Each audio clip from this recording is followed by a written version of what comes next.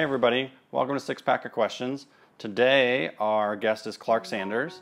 So Clark, go ahead and introduce yourself, tell us all about you, and I'll get into your 6 questions. Okay, I'm Clark Sanders. I'm from Highland, Arkansas. I have a studio here and I focus primarily on high school seniors, children, babies, families, and headshots. My wife and I live here in North Arkansas. She's an elementary school teacher, and we have 2 children, a teenage daughter and a soon-to-be teenage son. Oh my gosh. It's great. Where my studio is located, there's a gravel drive behind us that goes straight to the high school. So that's awesome. It's kind of perfect. So.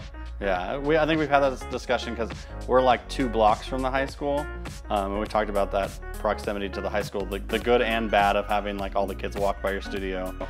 Yeah, sure. There's a field behind my studio that my landlord used to own it. Now I think the school has it, and it used to stay grown up. It was cool because I have got a great place to use for photos. Well, they keep it mowed all the time. Right, exactly. There's no grass along back here, you know? But a lot of the kids since the school owns it, they use it for some classes, so they're always walking back there. That's awesome. Yeah, I don't know. I don't know if have I ever told you the story about like how we reached out to you? Did I tell you that story when we were at the last conference together? I'm not sure. Okay, so Allison's kind of a shy person, and so she said, "Have you seen Clark Sanders' pictures?" And I said, "Yeah, a little bit. Like, yeah, I hadn't followed you like on Instagram at that point or anything like that." And she's like, "His work is so cool, and he's going to be at the conference." And I was like, "Well, you should just send him a message." And she's like, "Isn't that weird? Like, I'm like, just send him a message." And because we didn't know you at all, and so she sent you a message, and of course we had drinks and stuff with you and your wife, and that was a couple years ago. And now, occasionally we talk, and it's amazing how just one little connection like that'll build a friendship. Yeah, and that's funny because I'm kind of the same way. I feel like I'm an introvert, but then when I'm around clients and stuff, it just totally goes off because I can't be that way. Exactly. But I'm the same way. It's like, okay, should I reach out to this person or not? But that's what's fun about this industry. Yeah. We can be states away, but have friendships, and hey, I need to ask them something, and they're not going to mind. Exactly. Sorry. Well, cool. All right, I'm going to get into your 6 questions. Are you ready? Sure. Okay, so the first one is, what is one trait that makes you successful? Well, to me, being successful can mean so many things to so many people. It can mean, to some people it may be like, okay, our studio has got to gross $1 million, or it's got to do this. To me, for myself, being successful is being able to provide for my family. My wife teaches school, so she's our provider for our family, and I do this for my full-time job, and I'm helping provide for my family, regardless of how much. If my studio makes a lot of money this year, if it didn't last year, whatever. It's not about, if I gotta buy a new camera this year or whatever. To me, it's like, hey, my kids have things they need. We're paying our bills. That's, to me, it's a success in my eyes for myself. Because you can bog yourself down with, and people they get depressed, or they feel like they're a failure if they don't have the new camera that's out, or so-and-so's got a new car. To me, it's, hey, if you're happy with what you're doing, you're able to pay your bills and provide for your family. To me, that's a success in my eyes. Yeah, and there's a great quote, and I may have said it on another episode, but Seth Godin said that there's one step before you feel like a failure, like you were talking about, where people just feel like they get depressed and stuff. There's one step before failure, and that's when you put expectations on something. And so I try very hard to keep my expectations in check, because if you're careful with your expectations, then you won't ever feel that failure or that depression and stuff like that as well. So I thought that was pretty good, because those 2 things are directly linked. So. Yeah, and I was talking to my wife today. So hey, if I have a good sale or something, we can buy our kids the good ramen noodles. Right. That's awesome. Okay, so what makes you? What makes a good photographer in general? That question, it's just like the other one. To me, a lot of people if you ask everybody that, you'd have a different answer for that all the time. But to me, it's somebody that knows how to see light and how to pose, and is good with people. And that could be somebody that's good. I have friends that are amazing photographers that just are natural light photographers. Mm-hmm. And I've got friends that shoot primarily studio lights, and they're both great. And to me, it's having that skill set and knowing how to use it. And one of the things, when I first started out, had someone kind of mentoring me, and they were telling me all of these things you had to have in mind before you press that shutter. It's like, oh my gosh, I can't keep that much stuff in my head at one time, you know? Right. But the more you do something, the easier things get. And it's just like when you're working your camera, it's like you're driving down the road and you're getting ready to make a turn, you hit your turn signal and you don't even think about it.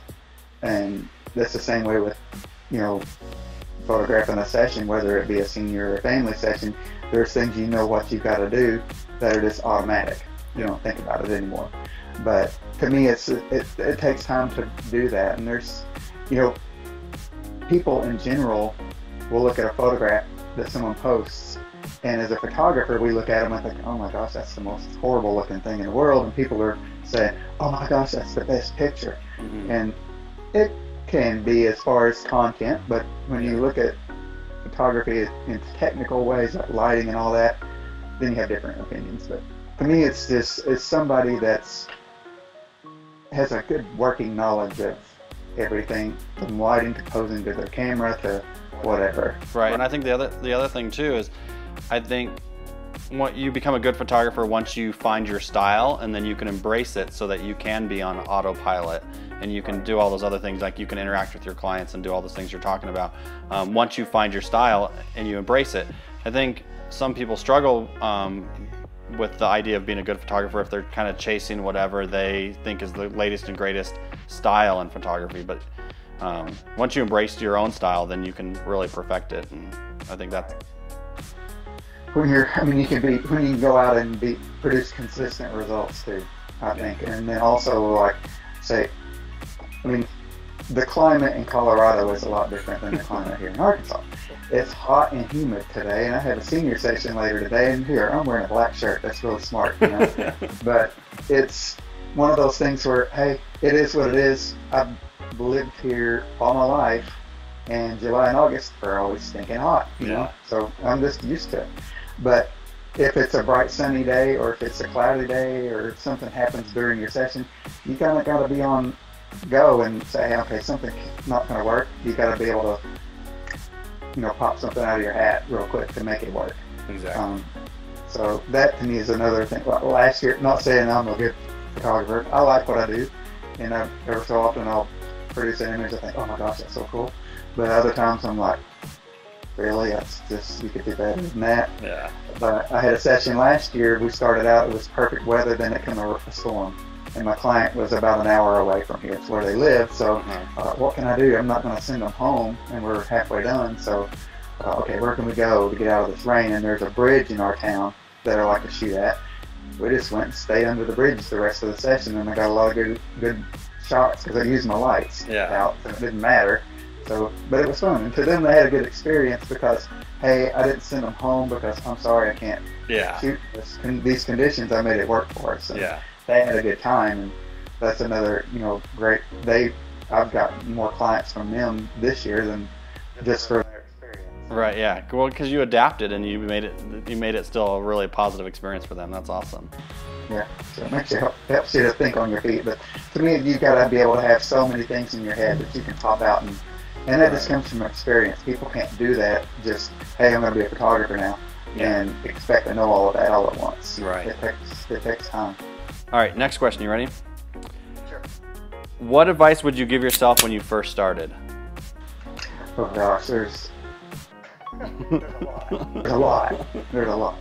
One of the main ones, I think, since I started, I've been full-time. This will be my 5th year doing this full-time as my only income for myself.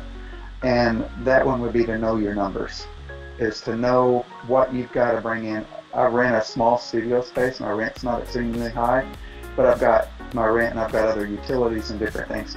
There's so many things that you've got to consider before you even think about paying yourself. Right. And all those expenses. And so that's one of the main things. I remember it was while I was still working a part-time job, or not a full-time job, but wanting to do this so bad full-time. My wife and I went to a workshop in Illinois, and I took my price list, and the lady and her husband that were doing the workshop, they were critiquing our price lists, and she made me stick my hand out and she slapped it and made me promise that I would raise my prices when I went home because they were so low. Yeah. And I did, and it's been a gradual thing over the years because I'm not one of those rip the Band-Aid off kind of people. Right. But what she told me made so much sense. So, but that's one of the main things. If someone's in it to, hey, I want to do this and I want to provide for my family, you got to be serious about it and really know those numbers. And to me, some people may think of that phrase as kind of a cliche phrase, but it's not. It's serious. Yeah, well, and it's really in depth because knowing your numbers, like you not only need to know how to pay all your bills and pay yourself and all those different things, and that looks different for everybody. But then you got to also know like what you have to spend a lot of time on and what you can do quickly, because then you can charge different amounts for them, so that, like you said, once you know your numbers and your time, then you can really run a business very successfully, for sure, and support your family, for sure. Right. And a lot of people think it's based just on what you sell an 8x10 for, and it's not, because you said, when I was working my full-time job, I got paid by the hour, and they don't stop and think, well, what are you paying yourself per hour? And most photographers really don't think about that. Yeah. Like, well, I don't. I just pay myself whatever I want to pay myself, Yeah. But it's one of those things. That one I still work with all the time. Oh yeah, it's constant adjustment. Every year when PPA comes out with their benchmark survey, it's a perfect tool to look at and to say, hey, am I doing okay or what? So yeah, I agree. All right, what do you think that? Let me put it this way. This one I sent you a text message with this one earlier, and it was kind of clunky, but what do you think most photographers could really improve on, or what do you think our industry in general could improve on? That one, it's tough because everybody is so different. There's all kinds of photography styles, and that one thing I think that we could improve upon, and the industry in general, is it almost kind of goes back to I said PPA's benchmark survey, but having a kind of a standard for regardless if someone sells digital files only or if they sell prints only, but having a standard, hey, if you're doing this, here's where you need to start at. Right. Because it's all over the board where that's, and people shop around to get a good price, but if kind of having a level playing field there, so when people are going to go to hire a photographer that's a professional photographer and they have a studio, they're going to expect, hey, we're going to these people, they have a retail location, we're going to expect to spend X amount of dollars instead of, oh, I bet they'll give us a CD for $100, Well, yeah, and I'm a big person, I'm very customer centered, and so a lot of people could take that comment and be like, well, what Clark's basically saying is that everyone should charge the same amount, and that's not what you're saying. Because I think actually by having, like you said, a standard or a starting place, that actually helps the client, because then they kind of know. I think when the client shops around and they call and they get such a huge range of prices and services, it actually really confuses them. I don't think there's a lot of other industries out there that there's that wide of a gamut, Mm-hmm. So. Yeah, that's exactly what I'm thinking. It's here's a good starting point, because there's studios that me in particular, what I may charge for my 8x10s, if you go to another place that they have this amazing building, you pull up and you expect to spend quite a bit. I would automatically assume, well, this 8x10 here is going to be 3 times or 4 times what I would charge. Right. So it's just one of those things where it's just, I think it would be great to have a good, if you're going to be starting a business and doing this full time, here's where you should start. Yeah. Here's a good starting point to help you with to start off with your numbers. Mm-hmm. To be in a base area. Right. If you're going to start off, if you want to make this much, here's what you should basically charge bottom line. Yeah. And I think, and I keep referring back to the PPA's benchmark server, but it kind of does say that. They'll use 8x10s as an example of what you rock bottom should charge to be able to be profitable. And I think if people look at that as a good starting point, then people wouldn't, I mean, the public in general, I mean, it depends on your clients. It's, you know, a big thing of what they want to spend and what they're looking at, but to be able to know, hey, we should be expecting to spend about this much money. Right. You know, regardless where we go, starting I out. agree. So. I agree. All right, next page.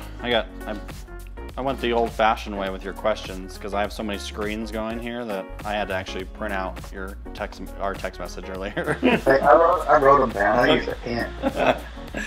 Okay, so what do you think, and this is your last question, so what do you think works best in the marketing world for you? For me, I'm not a direct mail kind of person at all, but word of mouth works great.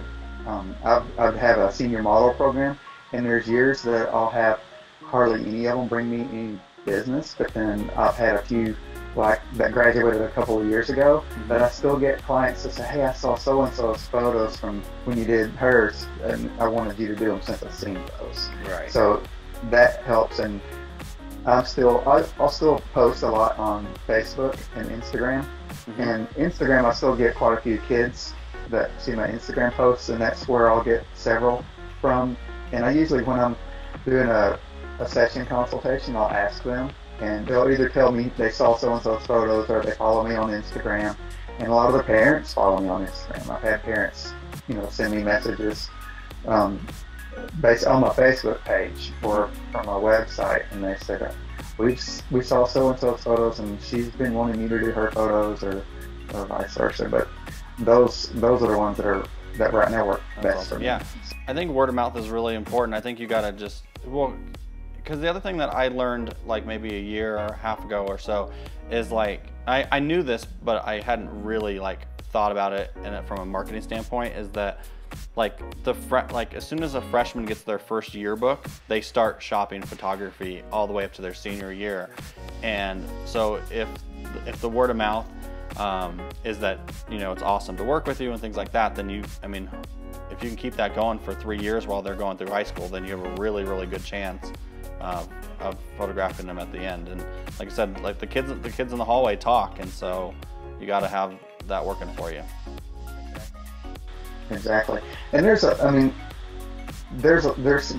community you go in, there's a lot of photographers. We've got several in our area, and but one of the things that I feel like helps me stand apart in our little small town is our high school. We have a booster club, and so I've invested in a sign as a sponsor for the booster club, and so I'll have a sign up at our football field, and then it goes into basketball. I have my logo and phone number is up in our high school gymnasium, and I look at that as, you know, I've invested in that club, which helps the sports program. Right. And yeah, my logo and my phone number's out there. I may not get any phone calls or any sessions or all from that at all. But the more visible my name is, if someone thinks of a photographer, maybe I'm the first one they think of. Right, exactly. And being able to help with that a lot too. Last year did our high school seniors that are on our football team. I got with a coach and I photographed each one of those seniors and had 2-foot by 4-foot banners made, and we hung them upon the fence at our football field. So when people walked in, they saw all these high school seniors looking all cool, and so that helped me. Basically paid for my sponsorship, because I had sponsors for those banners. These kids felt like they were, you know, the rock stars of the football team, even if so some of them may not have played, but they had a banner out there. Right. And then that worked into the basketball team, one of them, the volleyball team, one of them, all these other teams, one of them.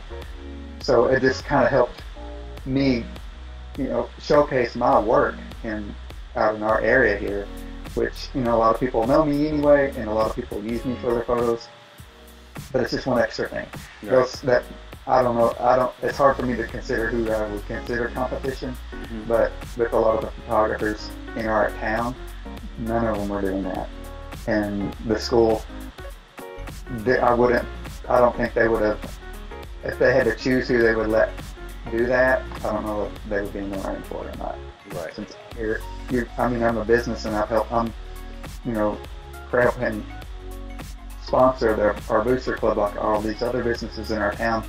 None of the other ones are doing that. Right. Well, yeah, because like you're basically investing in the school, hoping that they kind of invest back with you. But if they don't, they don't. But you kind of hope that you can start working out that relationship with the school, and then they do give you opportunities to hang banners at the football games where everybody are and stuff like that. So yeah, it's fun. I'll hang them up and I'll think, oh, this is so cool. But then my introvert self kicks in when I'm at a football game. Yeah. And someone comes up, hey, those banners look awesome. I thought, yeah. Thanks, Right, exactly. Don't draw attention. I'm drawing attention to myself on this fence, so don't draw attention to me while I'm sitting. Right, exactly. Yeah, you wish you could just be invisible. Just enjoy the game. So. Yeah, I like them too, but don't say that too loud. Right. So, awesome. Well, those are your 6 questions. Thanks so much for doing this. I appreciate you, and I'm sure Allison and I will see you at Imaging or WPPI or something here real shortly. So. Yeah, I'll definitely be in Imaging for sure. It'll be in January. Yeah, January 10th, I think, is what I looked up the other day. So. In Atlanta. It'll be way colder than it is right now. Right, exactly. Awesome.